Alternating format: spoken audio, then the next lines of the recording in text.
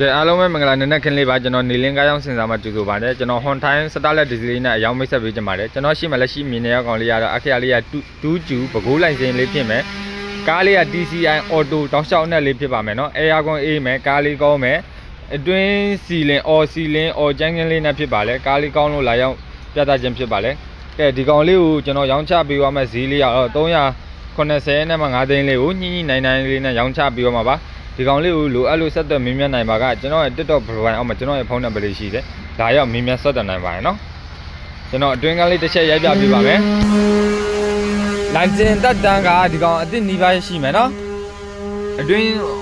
ကျန်းကင်းစီလင်လေးဖြစ်ပါတယ်ဖင်တိုင်ကုန်လေးတန့်ပါရဲ့နော်ကားလေးကောင်းတယ်နော်အပြင်ပိုင်းလေးဆေး80ရာခိုင်နှုန်းကျန်သေးပါတယ်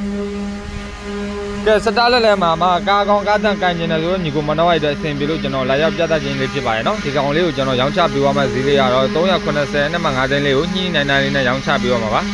ကဲပြီး